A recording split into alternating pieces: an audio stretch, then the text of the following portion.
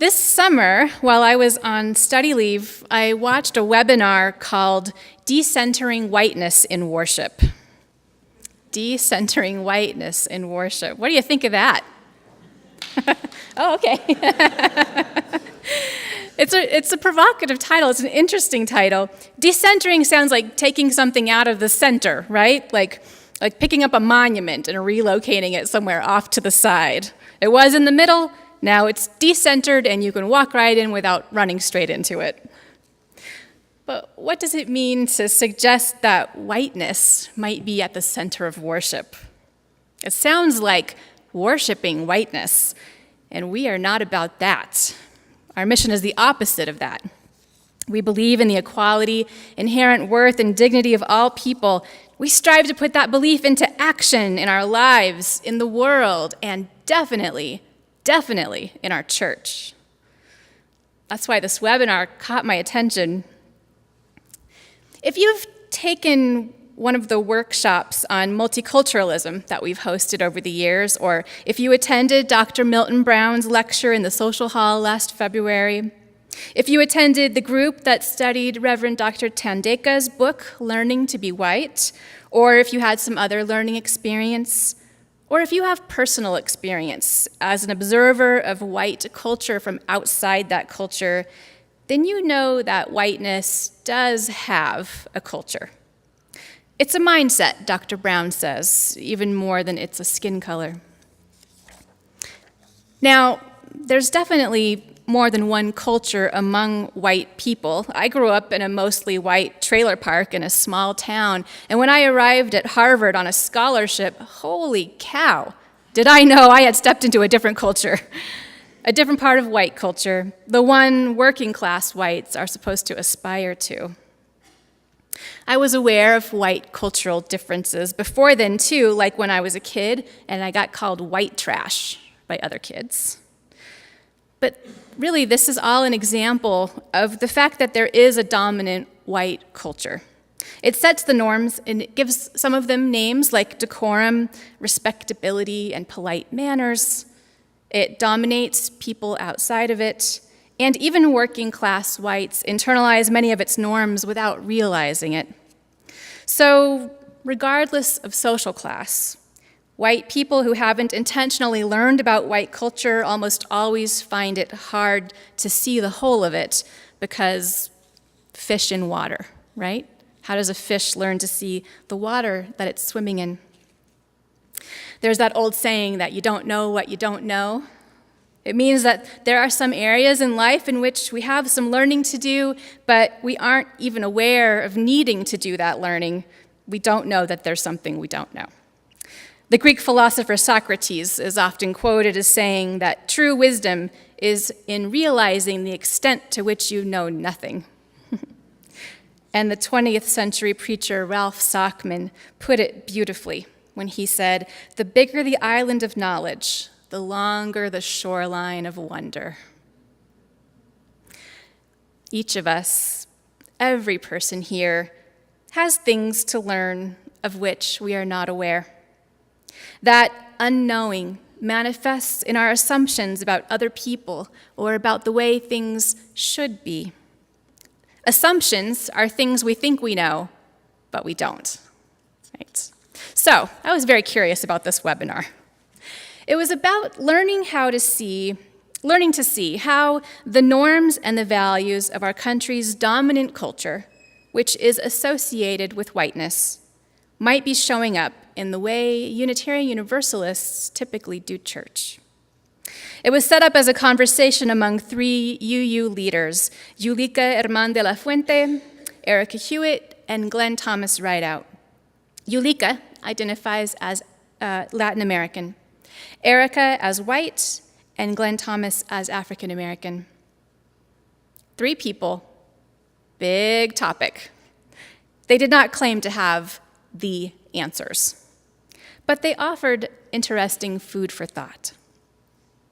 They spoke of how in UU congregations, people's bodies tend to be very still.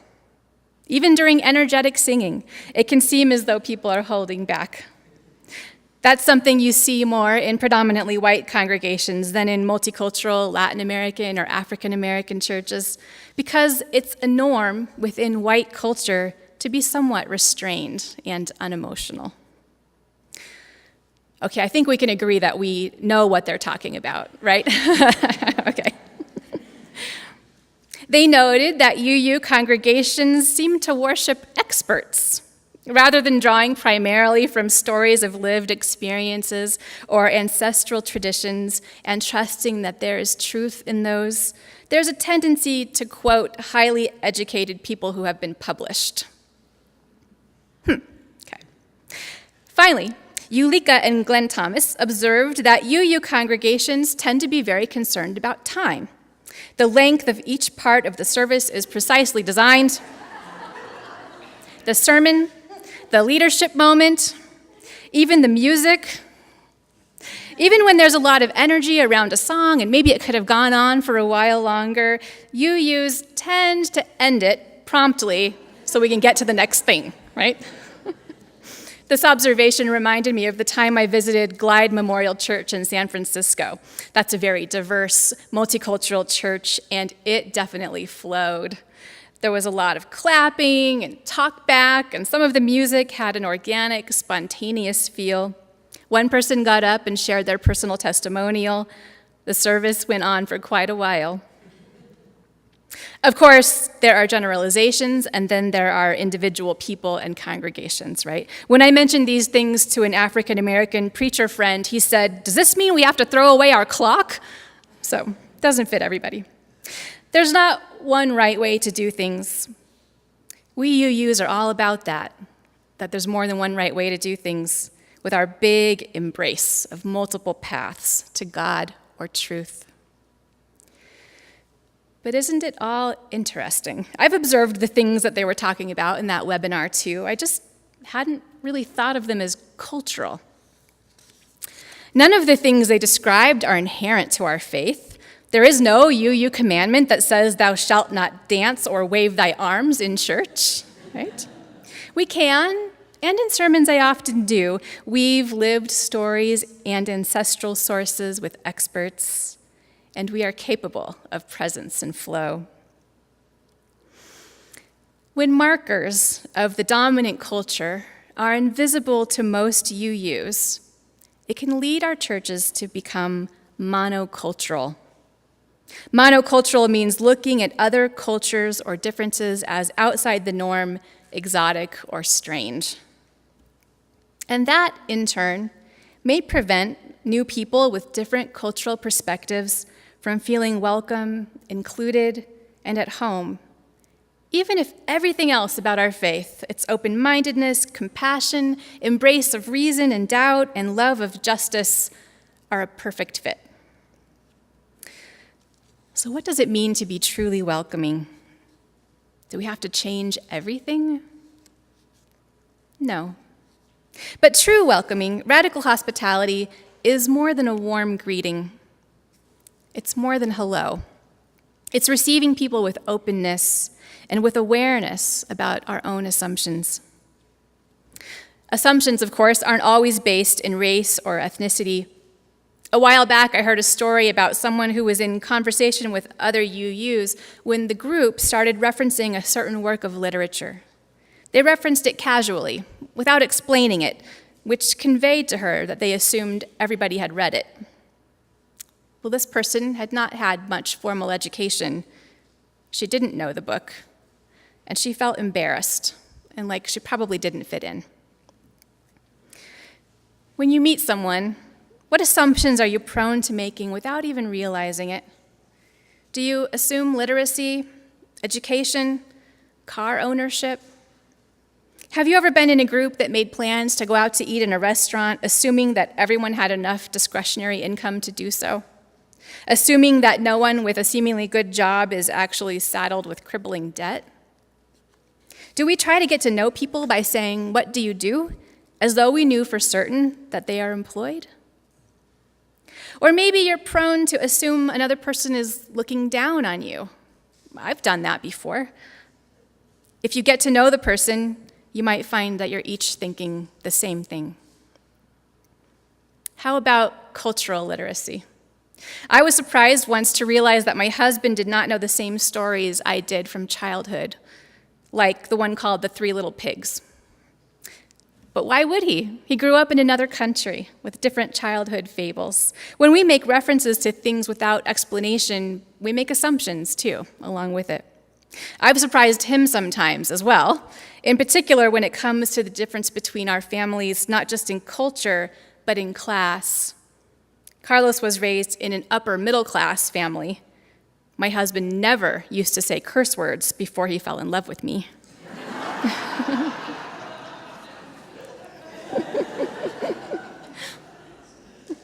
Have you experienced others assuming things about you? Here's another kind of assumption that UUs might be prone to. Assuming that people already know they're welcome to join us for Sunday services and that it would be pushy of us to actually invite them. Actually, there are many people who might wonder whether they would be welcome here.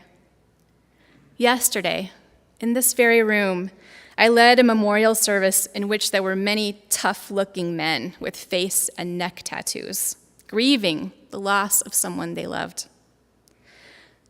Are they welcome here? You bet your socks they're welcome here. Yeah. Did they know that? Maybe they weren't sure at first. A heartfelt invitation bridges the distance between people. Meanwhile, the conspicuous absence of an invitation can send an unintended message that someone is not welcome. To be truly welcoming, to show radical hospitality, we are each called to pay attention to our assumptions. And we're called to practice holy curiosity. What do I mean by holy curiosity? Well, I don't mean interrogating another person or asking questions just for the heck of it. Holy curiosity is curiosity in service to connecting. It's in service to building or deepening relationships. It's setting assumptions aside to listen with openness. Holy curiosity is more listening than talking. It is, what did you think of today's service? Or tell me what you're passionate about. Or what kinds of things do you like to do? Rather than, what do you do? We've got to check our assumptions, practice holy curiosity, and in a truly welcoming congregation, we are also willing to be changed by one another. In the ancient scriptures, it's written that people are made in the image of God. And look how diverse we are. Not only in culture and in outward appearance, but in ability, age, sexual preference, gender identity, educational level, and lots of other ways. I think the wisdom of this ancient idea must be that in order to know God, we must know one another. If we do not know one another, if we greet each other with assumptions and unknowing, then we do not know God. In more humanist terms, we can say that the foundation of our existence is interdependence. We're tied into what Martin Luther King Jr. called a single garment of destiny and the inescapable network of mutuality. We are threads woven together. How can we know who and what we are and what our lives mean if we do not know and support one another? It's an existential imperative. We connect to live. So I invite you to join me in looking for what I'm going to call RAD moments. RAD, R-A-D, radical awareness of diversity. Moments when we can help ourselves and others set assumptions aside and practice that holy curiosity and self-awareness. The advanced level of RAD would be richly adapting for diversity, right? Taking those monuments that say the way we always do things and not throwing them away, but just setting them a little off-center to make room for richness. In this way, we are not only allies, but accomplices in celebrating diversity, inclusivity, and radical welcome. Amen? Amen. This mission, this deep calling, is especially important in these times we're living in now. Now more than ever, right? Now more than ever. There is flamenco music, ice cream, and a drawing in the courtyard. So we're going to get you out of here early. We do have one closing song.